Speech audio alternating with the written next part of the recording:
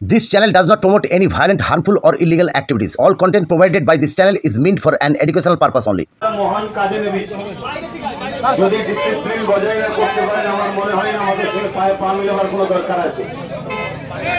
তাই আপনারা এই যে দুটো লাইন করা হয়েছে লাইনের পিছনে পিছনে যাবেন, উদ্দেশ্য আল্লাহকে খুশি করা, আল্লাহকে দেখানো। এই জায়গাটাকে আপনার মাথায় রেখে আপনারা তারপরে আগাবেন।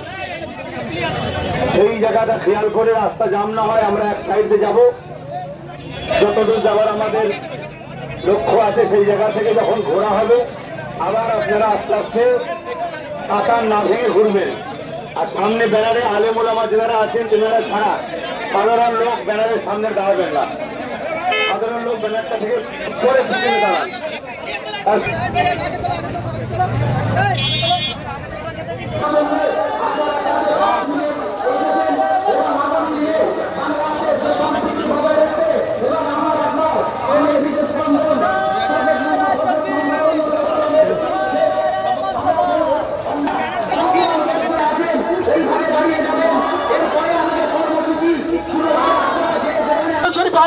জমাতে লড়ছে লড়বে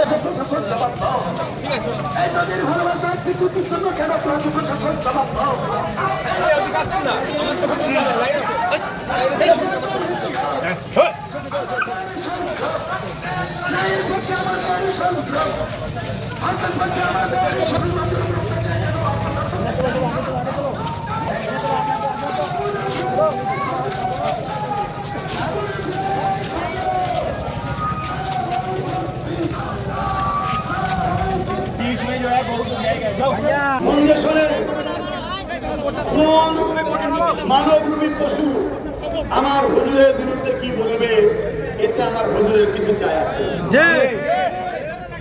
আমার হুজুরকে মহান স্রষ্টা রব্বুল আলামিন তিনি সার্টিফিকেট দিয়েছে ইন্নাকা আলা খুলুকিন আযীম।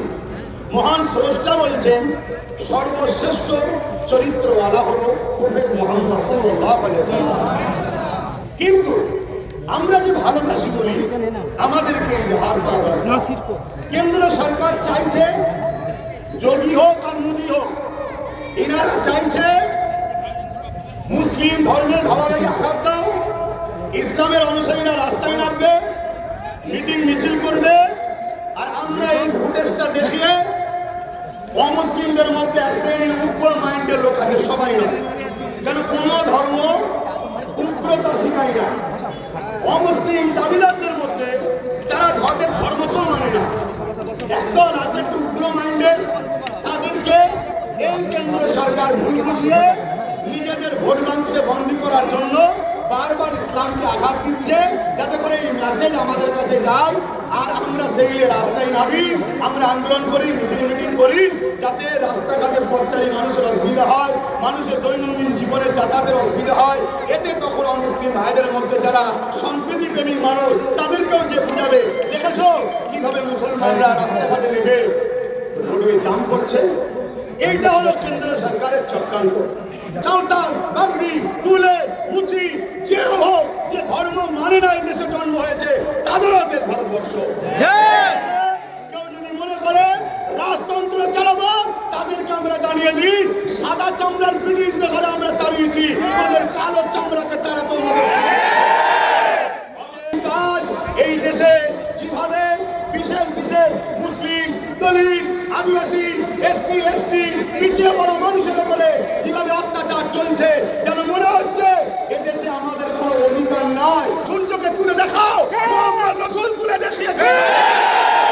সেই মুহাম্মদ রাসূলের বিষয় লেগে নিজের দেশের নিজের নসলের ক্ষতি করবে না।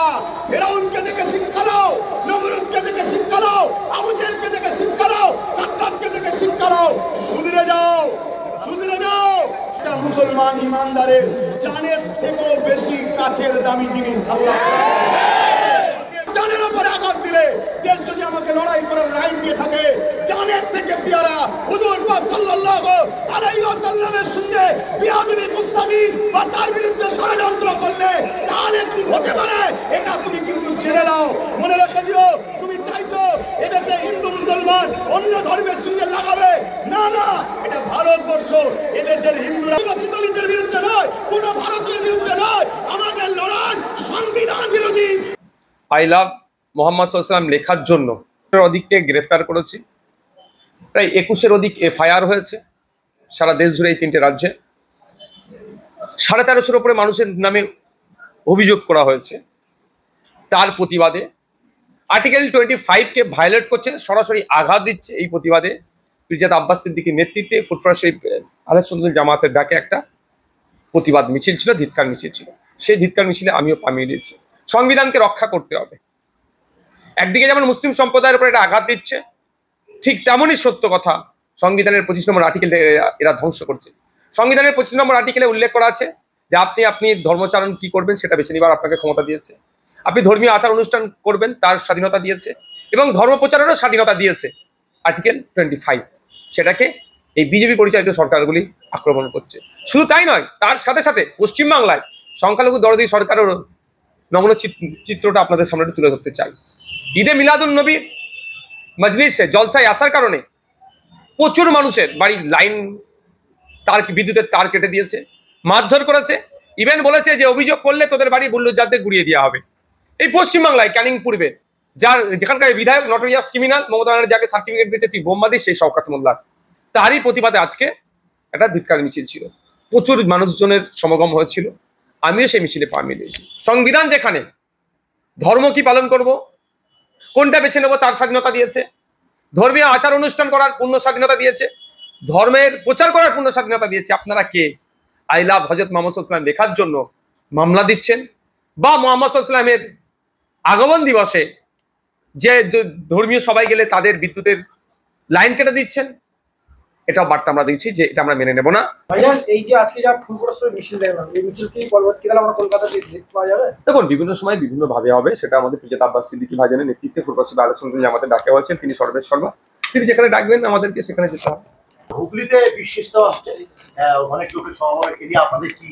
আমি প্রত্যেকটা ধর্মীয় অনুষ্ঠান থেকে শুরু করে যেটাও শান্তির সাথে সুষ্ঠুর সাথে হোক, এটা কামনা করবো। আচ্ছা, রাজ্য সরকার থেকে কোরকম হেল্প? সেটা তো সরকার বলতে পারবে, সরকারের সাথে তারা কি যোগাযোগ করেছে বলতে পারবে। আমরা দেখেছি ইতিপূর্বে ফুরফুরা শরীফের ক্ষেত্রে বা বৈষম্য হয়েছে, হ্যাঁ, সেটা সরকার বলতে পারবে। যে মন্দির করেছে বলে আমাকে মসজিদ করে দিতে হবে, মন্দির করেছে বলে আমাকে গির্জা করে দিতে হবে, মন্দির করেছে বলে আমাকে গুরুদুয়ারা করে দিতে হবে। আমার প্রশ্ন এটাই যে দীঘাতে একটা উন্নত মানের হসপিটাল হলো না কেন? দীঘাতে প্রচুর পর্যটকরা যায়, এই প্রশ্ন আমি করব। এবার ধর্মগুরুরা যদি তাদের ধর্মীয় অ্যাঙ্গেল থেকে প্রশ্ন করে যে মন্দির করেছে গুরুদুয়ারা করে দিতে হবে, মন্দির করেছে মসজিদ করে দিতে হবে, মন্দির করেছে আপনার মসজিদ বা আরো ধর্মীয় করতে হবে, তাদের ধর্মীয় অ্যাঙ্গেল থেকে তারা কি বলবে, ফতোয়াতে কি আছে তারা জেনে বলবে। কিন্তু স্যার এই ফুরফুরা শরীফের একজন নাম উনি তো মসজিদে, আমি কি বললাম আপনাকে, তারা বলবেন তাদের ফতোয়াতে কি আছেন, তিনারা স্কলার, তিনারা বলতে পারবেন। আমি মুফতি নয়, আলেম, মৌলানা, মানে কোরআন করে বলছি, টাইটেল পাস, আমি আলেম নয়, আমি ফতোয়াটা দিতে পারবো না। আপনি একজন জনপ্রতিনিধি, আপনাকে সবাই বলতে, হিন্দু মুসলিম সবাই, সেই জায়গায় হিন্দু সম্প্রদায়ের মানুষের আজকে বড় উৎসব, সেই উৎসবগুলোকে হিন্দু ভাইদের কি বলবো? শান্তির সাথে উৎসব উদযাপন করুন, কোনো বিভেদকামী শক্তির কাছে আপনারা পরাজয় হবেন না। ঠিক ঈদে যেরকম মানুষ ঐক্যের সাথে শান্তির সাথে উদযাপন করে, ঠিক একইভাবে আমরা নজর রাখবো জনপ্রতিনিধি।